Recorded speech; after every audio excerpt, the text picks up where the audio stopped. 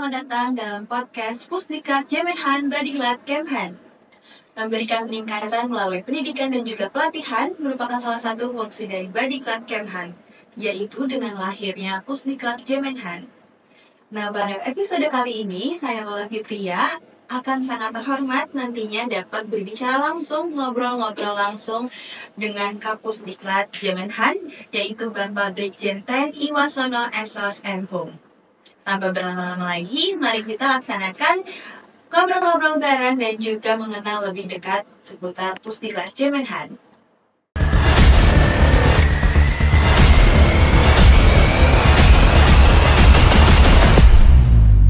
Selamat datang Bapak. Terima kasih diundang ke sini. Iya, gimana kabarnya? Baik Bapak? Alhamdulillah baik. Baik ya Pak.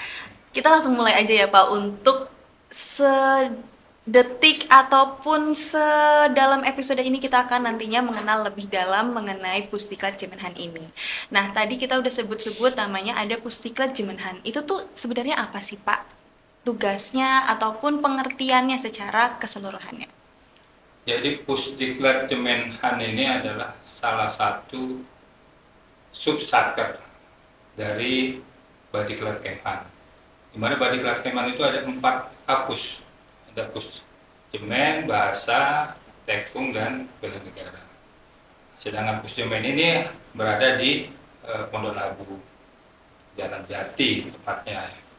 Sedangkan tugas dan fungsinya Pusdiklat Kemenhan ini adalah merencanakan, melaksanakan, mengevaluasi, dan melaporkan serta meningkatkan mutu pendidikan khususnya di bidang kepemimpinan dan manajemen. Oke. Tadi banyak poin-poinnya ya Pak, ada dari perencanaan, mulai dari tadi ada juga untuk melatih kepemimpinan. Nah, poin-poinnya sepertinya apa aja sih Pak yang akan dipelajari nantinya jika tergabung dalam Pusdiklat Kemenhan ini? Jadi kegiatan Pusdiklat ini tadi saya sampaikan bahwa itu melaksanakan pendidikan. Jadi pendidikan yang ada di Pusdiklat Kemenhan itu ada yang bersifat reguler. Oke. Yaitu dilakukan atau dilaksanakan 1,5 bulan sampai dengan 3 bulan. Oke. Adapun seperti khusus singkat, yaitu dilaksanakan hanya singkat, namanya juga singkat ya, betul. hanya 5 hari, dan itu kadang-kadang ada juga suskat yang dilakukan bersama-sama dengan TNI dan Polri, yaitu salah satunya adalah suskat eksekutif. Kemarin kita laksanakan itu kita libatkan dari pihak kepolisian. Oke, baik. Berarti tadi ada beberapa poin-poin yang memang nantinya bisa diambil dan dipelajari ya melalui pendidikan juga pelatihan di Pusdiklat Kemenhan ini. Iya, betul. Oke. Nah, tadi udah ngomongin siswa-siswanya nih Pak. Sebenarnya siapa sih Pak yang bisa untuk mendaftarkan dirinya di Pusdiklat Kemenhan? Apa saya boleh mendaftarkan atau seperti apa, dan bagaimana prosesnya? Gimana sampai siswa ini bisa akhirnya tergabung dalam Pusdiklat Kemenhan ini? Jadi Pusdiklat Kemenhan ini kan salah satu pusat pendidikan yang di bawah Badiklat Kemhan. Betul. Namanya juga pendidikan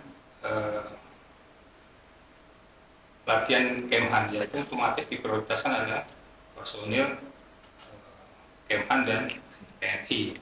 Oke. Itu yang dilakukan. Sedangkan pendidikannya itu mungkin saya sampaikan sekalian bahwa ini ada beberapa tadi yang reguler, itu ada Suspim Jemen, Susgas Jemen, Susrengar, Susrenstra, dan banyak lagi pendidikan-pendidikan yang dilaksanakan oleh Pusjemen ini. Adapun tadi Suskat tadi sudah saya sampaikan. Nah, ke depan nantinya juga akan dikembangkan lagi dengan melihat situasi ya. Seperti ini.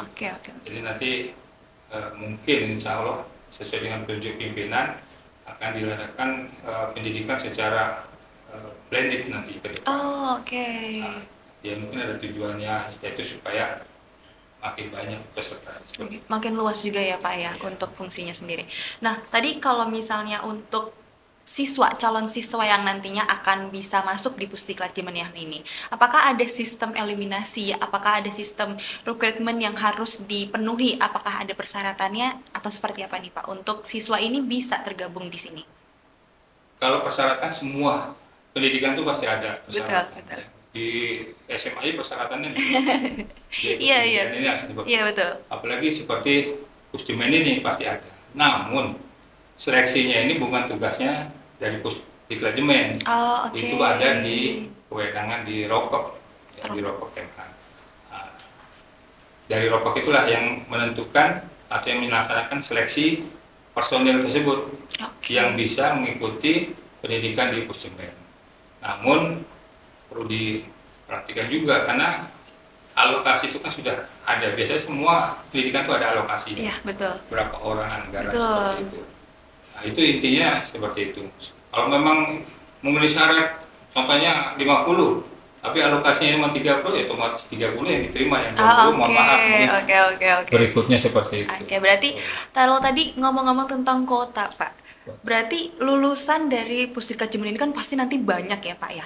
Untuk 1 tahun ke depannya, apakah sebenarnya udah cukup nih alokasi yang diberikan oleh pemerintah ataupun kebutuhannya? Sebenarnya udah cukup belum nih, Pak, dari hasil lulusan Pusdiklat Jemen ini?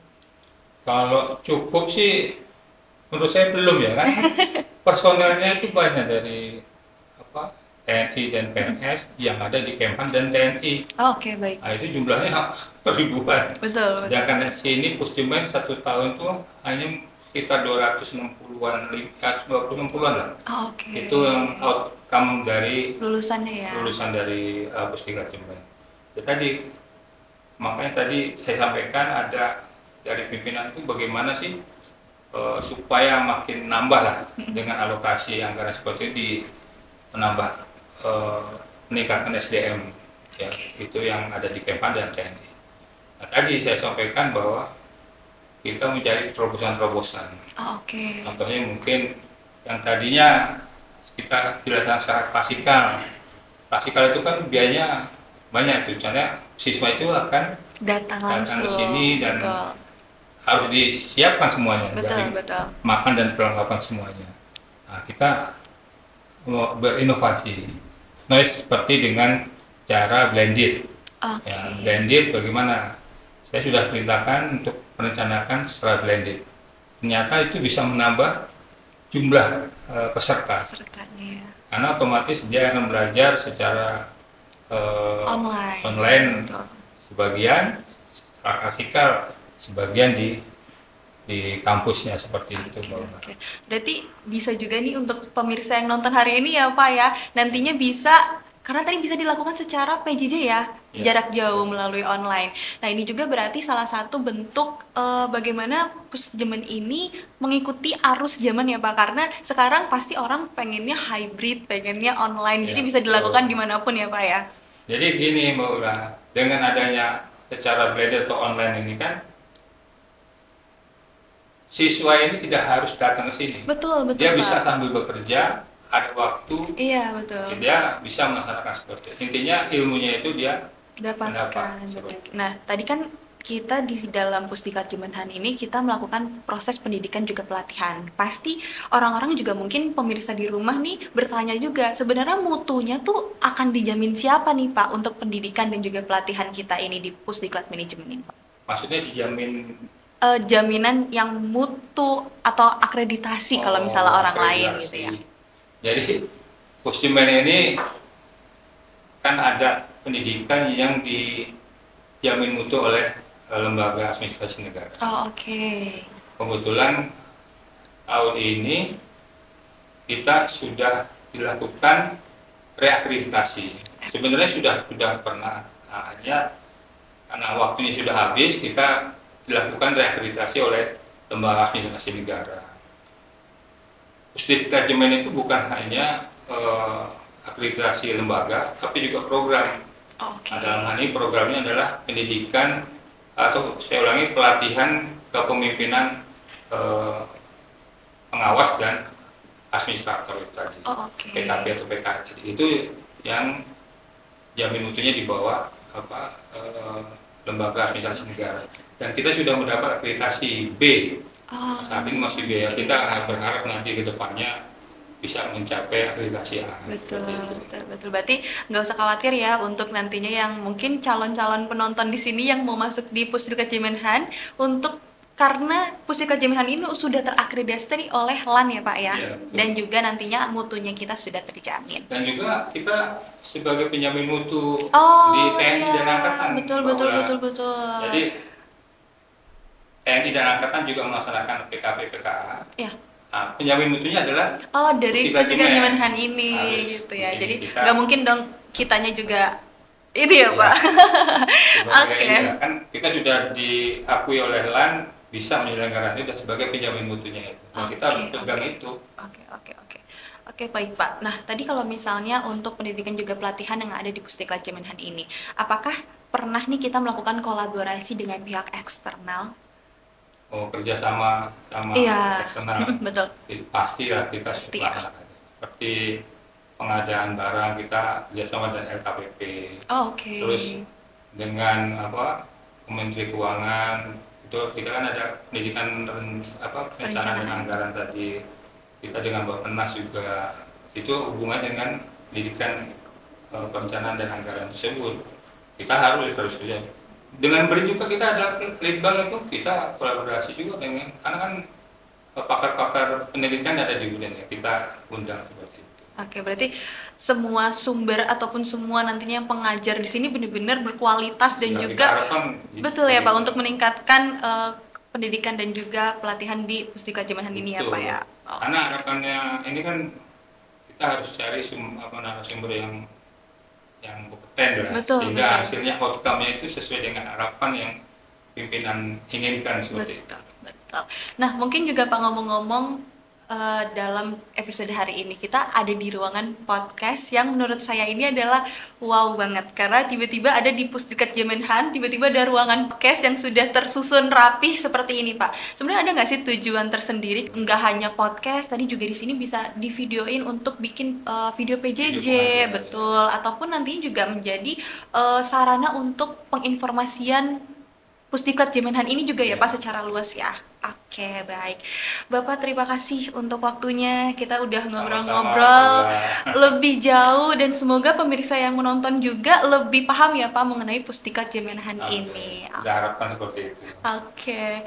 Terima kasih untuk penonton yang sudah menonton podcast hari ini. Semoga banyak informasi yang tadi sudah diberitakan menjadi inspirasi untuk Bapak dan Ibu semua yang menonton hari ini. Jangan lupa untuk selalu follow Instagram kami @pusdiklat_Jaminan dan juga YouTube kami. Jangan lupa untuk di like, komen, dan juga subscribe. Saya Ula Fitria pamit undur diri. Sampai bertemu di episode podcast selanjutnya.